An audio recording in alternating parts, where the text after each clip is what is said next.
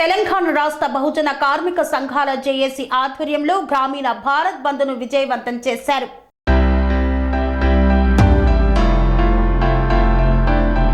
తెలంగాణ రాష్ట్ర బహుజన కార్మిక సంఘాల జేఏసీ ఆధ్వర్యంలో రైతు కార్మిక వ్యతిరేక చట్టాలను రద్దు చేయాలని దేశవ్యాప్త సమ్మె గ్రామీణ బంద్లో తెలంగాణ బస్ భవన్ నుండి ట్యాంక్ బండ్ అంబేద్కర్ విగ్రహం వరకు ర్యాలీని నిర్వహించారు.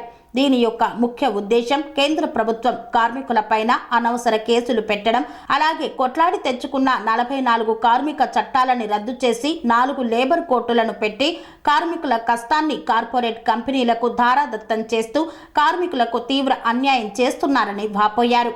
ఢిల్లీలో రైతులకు ఇచ్చిన హామీలు పక్కన పెట్టి వారిపైన అక్రమ కేసులు పెట్టి ఢిల్లీలోనికి రాకుండా నిర్బంధించడమే కాకుండా ఎక్కడికక్కడ ఆపే ప్రయత్నం చేస్తున్నారన్నారు.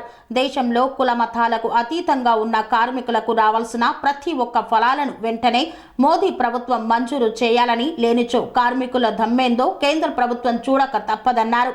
అలాగే దేశవ్యాప్తంగా 37% కార్మిక ఓటు ఉన్నదన్న సంగతి కేంద్ర ప్రభుత్వం మరవద్దని తెలిపారు. ఒకవేళ మరిచిన ఓటు ద్వారా కార్మిక దమ్ము చూపిస్తామని తెలిపారు. ఈ కార్యక్రమంలో భవన నిర్మాణ ట్రేడ్ యూనియన్ అధ్యక్షులు చిన్నారావు, రాష్ట్ర నాయకులు ఆంజనేయులు, కన్నయ్య రాజు మరియు గడ్డం శ్రీను తదితరులు పాల్గొన్నారు. ఈరోజు మోడీ ప్రభుత్వం చేసే విధి విధానాలు వాళ్ళ స్వార్థాల కోసం, పట్టణ అభివృద్ధాలు కాదు, వాళ్ళ ఆస్తుల అభివృద్ధి కోసం పాటుపడుతున్నారు. కానీ వాళ్ళ ఇంట్లో మొదలు పెడితే, ఆఫీసులలో మొదలు పెడితే స్త్రీ భేద తేడా లేకుండా పనిచేసే ప్రతి కార్మికుడు అంటే ఒకే కులానికి ఒకే వర్గానికి చెందిన వాళ్ళు కాదు. అన్ని వర్గాలు అన్ని రంగాలలో ఉపాధి పొందుకోకుండా ఉన్నటువంటి కార్మికులకు ఈ రోజు చేస్తున్న అన్యాయానికి 46 చట్టాలను తీసేసి 4 చట్టాలను 4 దిశల వ్యాపింపు చేద్దామని చూస్తున్నాం. మోడీ నీ కేడి పనులను చేపట్టడానికి కార్మికులందరూ ఈరోజు రెడీగా సిద్ధమైనారు. ఢిల్లీ సరిహద్దులు నువ్వు సృష్టించేది కాదు. ఢిల్లీలో ఈరోజు ట్రాక్టర్లతో నువ్వు అనిచేద్దామని చూస్తున్న రైతులు ఫిరంగి దెబ్బలై నీ మీదకి వచ్చిందాక చూసుకోకు. ఈ రోజు నీ ఎన్నిక అనివార్యమైకున్నావు.